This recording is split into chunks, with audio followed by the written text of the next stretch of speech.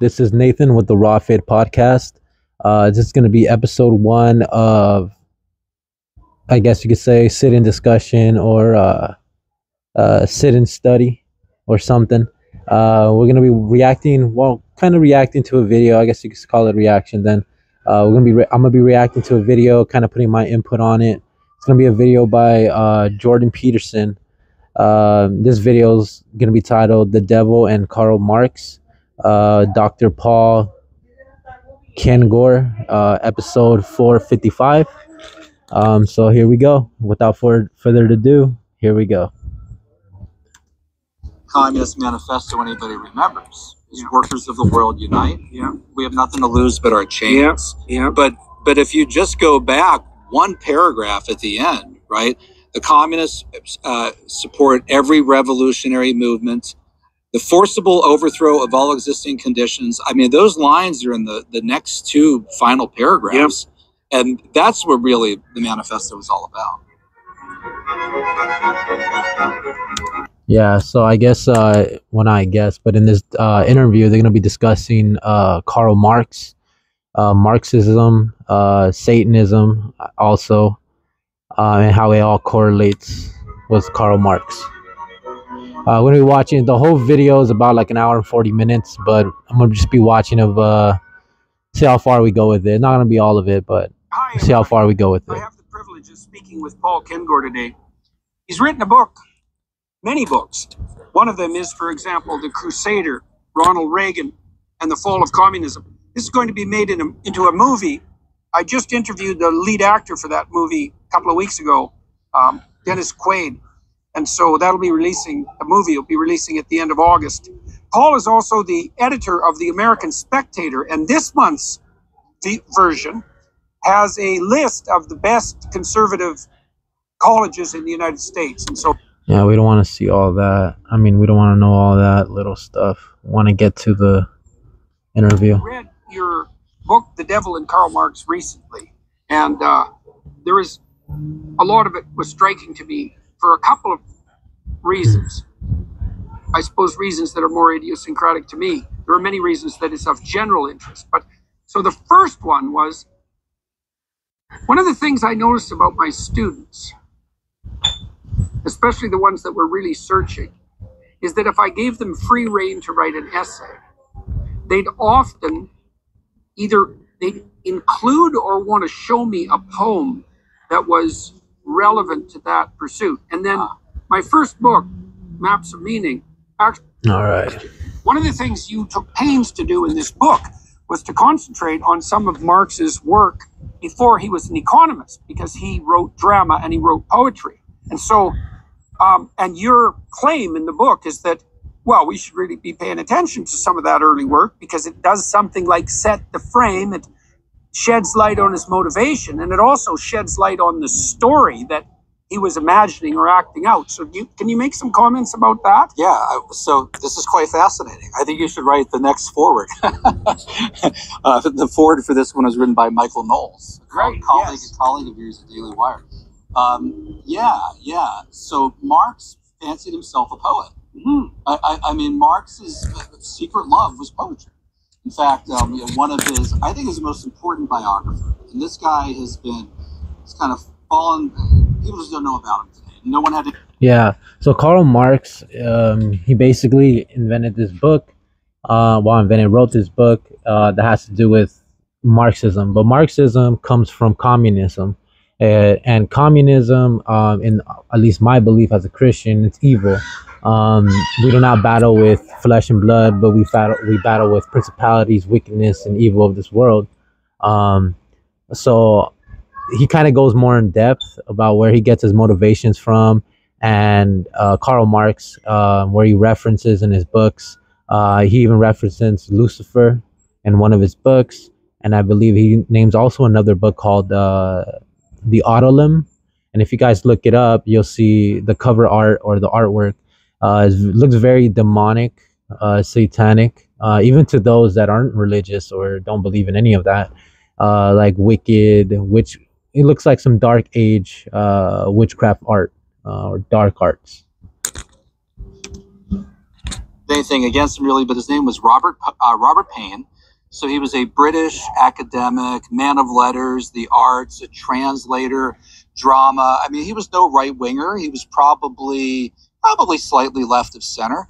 He did did several works on Marx, late 60s, early 1970s. Yeah. Published by New York University Press, Simon & Schuster, so, very credible. And he was really the first one to mine Marx's poetry, to go through and figure it out. How much of it is there? How much poetry? Well, there's quite a bit, and it's deeply disturbing stuff. All right, a lot of it is about the devil, and quite literally about the devil. It's chilling, right? So, Dr. Paul Kengor, I hope I'm saying his last name right, basically explaining that a lot of his early poetry, his dark poetry of Karl Marx, was very demonic, very devilish, or he referenced or has similarities in talking about the devil in his early work. Right? Thus heaven I forfeited, I know it full well. My heart, once true to God, is chosen for hell. Right. 1837. Straight Lucifer from Milton. Yeah, 1837, that one was. It was one of his first published writings. He would have only been 19 years old at that time. Another one, so it's called The Player, and it was 1841. And here he puts himself, it appears, in the form of this kind of mad violinist who's like frenetically, maniacally sawing away at the violin, and he's summoning up the powers of darkness, and he's doing this in front of his love interest. And the love interest, one does. Yeah, right. And the love interest, Robert Paine says, appears to be his girl at the time, Jenny, the girl that he would end up marrying. And he's summoning up the powers of darkness. And she's saying, "Why are you doing this to?" So it's like a Faustian bargain. More in Faust, Goethe, and Mephistopheles in a moment. But just to sort of set the table for people who are shocked by what I said about him writing about the devil. So here's what he says in The Player. Here's just one stanza. He's going to read it He tells the girl, "Look now, my blood-dark sword shall stab unerringly within thy soul. The hellish vapors rise and fill the brain, till I go mad and my heart is utterly changed.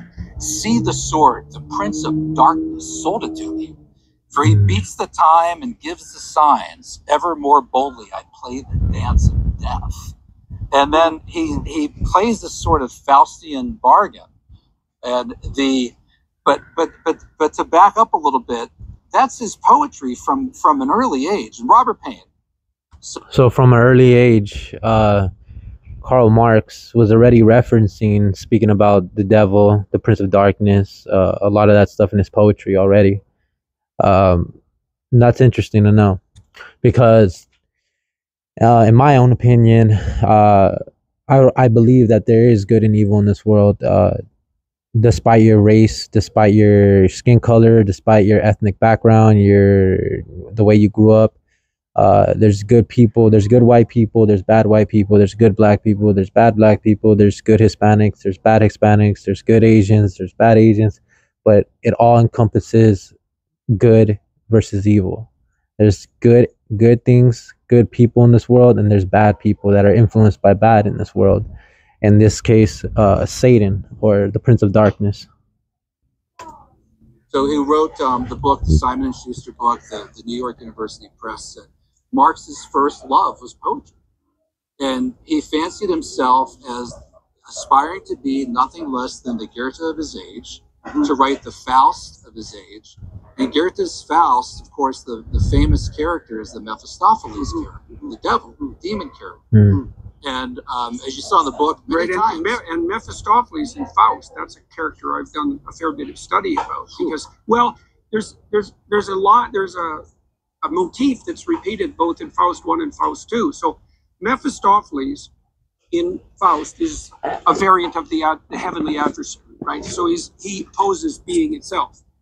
And his ethos, which Goethe has him state twice, is that the suffering that's a necessary consequence of existence in its finite and limited manifestation, so our mortal frames, let's say, that suffering is so unbearable and so unconscionable that it would be better if existence itself did not exist. Yeah, So what Satan does in Goethe's conceptualization is make the case that life is so unfair in its fundament. He's like the antinatalists, the modern antinatalists, that anyone ethical would act in order to bring being itself to a cessation. Yes. Right now, Yes. the problem with that seems to be, as far as I can tell, and this is the problem with antinatalism, one of many problems, is that the reason that Mephistopheles is anti-being, hypothetically, is because of the suffering.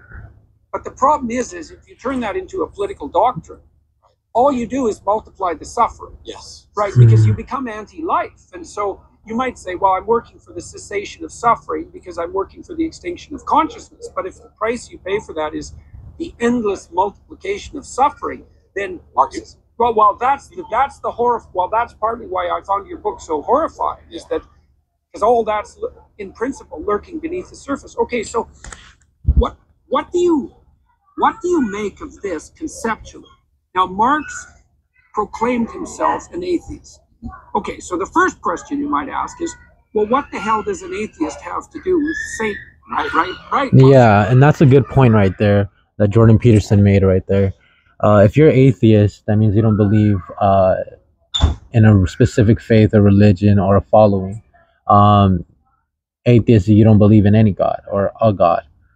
So why would an atheist, a well-known atheist like Karl Marx, be speaking, referencing, and not all the time talking about it, but definitely in his works, speaking about Satan, Lucifer, the devil, when in reality that's coming from the Christian faith, from the gospel.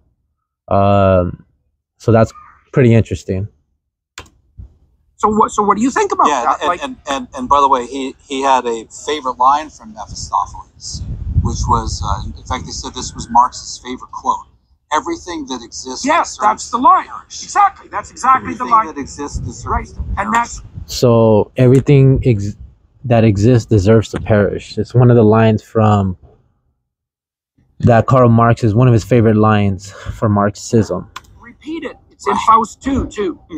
Yeah. It's in Faust 2, and he got that from Faust. That's his favorite line. So if someone were to ask me, do you have a favorite quote, do you have a favorite line, I might give a scripture verse, I might be not afraid, something like that. But Marx said, yes, Mephistopheles, here this Faust.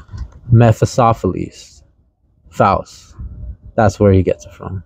Everything that exists deserves to perish. That's terrifying. Everything exists deserves to perish. It truly is the case that as the character of Mephistopheles is revealed in Faust 1 and 2, that's the apotheosis of his philosophy, right? When you really start to understand who Mephistopheles is, that's the final revelation. He's the foe of everything that exists. Now, the rationalization is because of the suffering, or it isn't just the suffering, because and the devil hates life. Satan is against life, and so it's interesting how he's speaking about Mephistopheles as the anti of life, the enemy of all on this earth, this life. Kind of sounds like Satan. If not, it sounds like Satan to me, in my opinion. There's a Luciferian pride element. Luciferian pride, is opposed to the structure of being, also because it doesn't meet his standard. Right. In one of the poems, Marx shouts in the form of Satan, right? I shall howl gigantic curses at mankind. And Robert Payne says, picture Marx standing there in the middle of like a burned down village, a burnt down house, right? The raised REZED building, and flames all around him. Everything that exists deserves to perish, and as if to say, now we can begin, right? He wants to take everything down. He wants to completely level it. And yet all of this, going back to your original point, this is what he was writing before he was doing anything on economics. Right. Before he was doing, and also yet at the same time, because I know there might be some Marx biographers who've ignored this. I know that they've ignored it. And they might say, well, it's so early. He did this as one of his first published writings, 1837. He was 19 years old. That's not the real Marx. Well, the one I just read to you, The Player, that's 1841. That was the same year that he started with Bruno Bauer at the University of Bonn as professor. the Archives of Atheism, the Annals of Atheism journal that he started. His peak of writing was really in the 1840s.